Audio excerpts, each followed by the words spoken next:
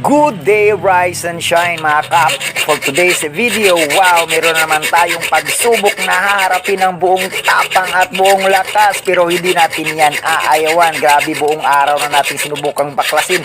Super stock up na butong bracket na to. Iwan ko ba kung ilang taon na itong hindi nagalaw. Grabe talaga dun sa kabilang part yan mga kap. Sobrang tigas talaga yan. Nasira lahat halos ng tools natin.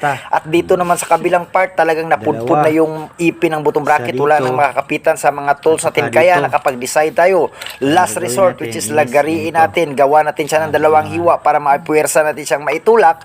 Pero sa mga gawa na ganito mga kap, talagang dubli ingat, triple ingat pa kasi may thread itong frame. Yun iningatan natin, tamaan sa paglagari at pagpukpok mo ng ganyan para puwersahin siya, para madismantle yung pinaka-shield ng butong bracket talaga. Oh, grabe talaga, grabe mga kap, grabe sobrang tigas niyan.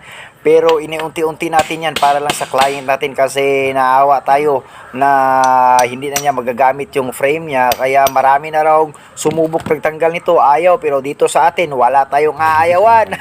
Ayun nga, salamat Panginoon, bumigay rin. Grabe, buong araw natin nirabaho, gabi na to mga kap. Ayun na nga, bumigay na rin. Salamat sa lakas Panginoon, sa knowledge at sa tsaga na rin. Oy, salamat, ride safe everyone. Ganito lang siya kadali tingnan. Pero mahirap itong ginawa ni George Biker George mga kap. Kita-kit sa daan. Paalam. God bless everyone. Yuhuu!